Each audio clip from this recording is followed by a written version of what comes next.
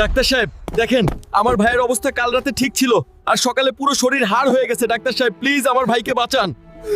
হালকু, তোমার ভাইয়ের পুরো শরীর ভেতর থেকে নষ্ট হয়ে গেছে।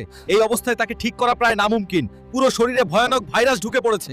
ভাই আমাকে বাঁচাও, আমি মরতে চাই না, খুব ভয় লাগছে। তুই ভয় পাবি না ভাই, তোর ভাই তোকে বাঁচাবেই। আগে বলো, কাল রাতে কি খেয়ে শুয়েছিলি? ভাই এই বিস্কুটটাই আমি রাস্তায় পড়ে থাকতে পেয়েছিলাম।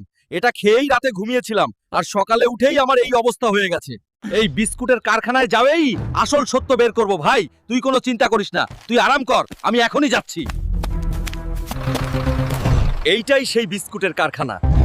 গেটের সামনে পাহারা আছে, তাই সরাসরি ঢোকা যাবে না। আজ রাতে এই কেমিক্যাল সব বিস্কুটে মিশিয়ে গ্রামে ছাড়বে, তারপর ওষুধ বেচে আমরা বড়লোক হব। তোরা আমার ভাইয়ের এই অবস্থা করেছিস, আজ এখানেই তোদের খেলা শেষ।